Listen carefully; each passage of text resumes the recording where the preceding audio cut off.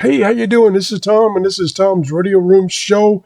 And I thought I'd do something a little different and find out if you like it or don't like it. Um, I'm struggling a little bit right now finding radios to review. I've got a list of about 25 radios and trying to decide which ones would be of interest to you. In the meantime, I put us together a slideshow about shortwave listening. Now, when I say put together, I used AI, artificial intelligence, to help me do this. And specifically, you see down here in the bottom um, right hand corner, Notebook LM. I used Notebook LM to generate these slides for me. So, yeah, I cheated. And just give me some feedback of whether you like this or don't. Either way, I'm just trying to figure out, what kind of content do you like?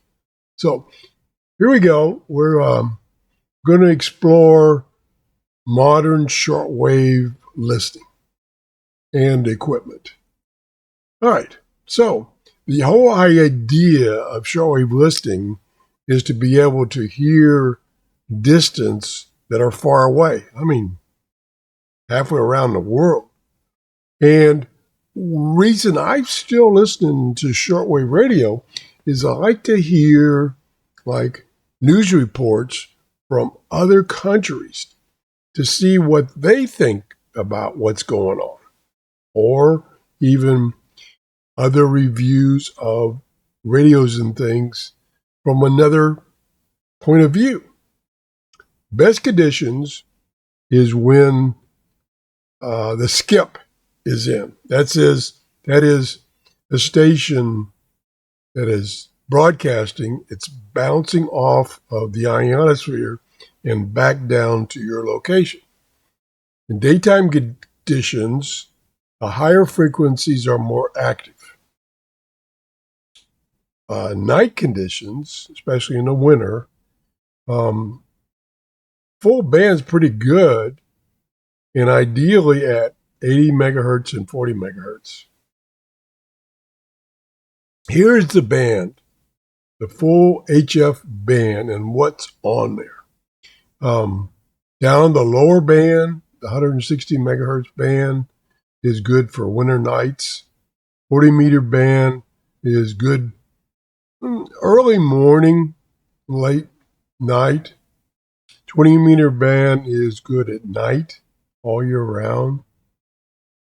And then pirate stations, you can listen to pirate stations where individuals are transmitting and do like play music or just chat or whatever. They're down around 6 megahertz, 6.9 megahertz. International broadcasts are from 5 megahertz to 21 megahertz, basically. And then you have utilities you can listen to. Weather stations on FM, aviation communications on HF. So there's the spectrum. Lots of things to listen to even today. And what is still going on, which is greatly reduced, I have to admit, the number of shortwave broadcasters is reduced. Yes, significantly. But there's still the analog giants that are broadcasting still on analog signals, like the BBC, Voice of America, Radio Japan, China Radio, and their AM transmitters are 50 kilowatts to 1,000 kilowatts. That's how you can receive them. Also, nowadays, there's digital transmissions, DRM, for instance. So you can get digital data and have a program on your computer that will decode it, or have a radio that has that capability of decoding the DRM information. In the utility bands, as I mentioned before, you got aviation, You got VOLMET, which is weather information. There's the various frequencies you can pick up that information. Emergency information, like the Royal Flying Doctor Service, and different frequencies like 3995 and 5455. More good information you can hear on shortwave even today. Pirate radio, as I mentioned before, people are still broadcasting individuals illegally, so they call them pirates. And the most popular frequency in North America is 6.925. In Europe, it's in medium wave. There's medium wave pirates, and there's shortwave pirates between 6.2 to 6.4 megahertz. And in Latin America, there's a lot of strange things coming out of there. All right. And then this is still going on, and recently there's been an uptick of what's called the number stations, which are stations that are broadcasting usually a female voice saying a set of numbers, and those numbers are a coded message to some kind of service out there, military or whatever. They're still out there. It's interesting just to catch one. You listen to it for a few minutes and you go, oh, okay, I did that. Go on. Receivers. Oh, there's a broad spectrum of receivers. I've reviewed all these radios, and my two most popular ones that I like is in this group is in the starting is the Texan PL330. Middle range is the PL990X. And then the tabletop is the Texan S-2000. And then there's a new one, 2000X, which I've done a video on. You go back and check my videos on that. Antennas. You can go real extreme or real simple. The simple one is a long wire a long wire antenna. Just a long piece of wire, usually 20 feet or more, if you listen to shortwave. The other one, which I've been converting to, is loop antennas. And they seem to work probably the best of all the antennas I've got. I've got the MLA-30 plus. I've got that. I've got the MLA-30. And the 30 plus is my best antenna right now. As a matter of fact, I was just thinking this morning, I would like to bring that antenna, instead of just in my radio room, which is in my garage, upstairs in my office, because I've got a RSP dual digital radio, and I don't have a good antenna for it. I've got a loop antenna, but it's in the room with all the electronics. That's not good. Speaking of electronics, here's the problem I have in my office, which I prefer to do my shows in my office because I have equipment for doing my shows in my office. But my radio reception has an advantage and disadvantage. The advantage is it's on the second story. So if I'm using a telescopic antenna, it's 15 to 17 feet in the air. The disadvantage is all the electronics in this room, the modems, the routers, several computers on. So I'm getting a lot of interference. Get interference from power supplies, even TVs, wall warts, like I say, the other stuff I got in this room. And then right now, I'm just using a loop antenna that's in the room, or I'm using a telescopic antenna attached to the radio, which picks up all that noise.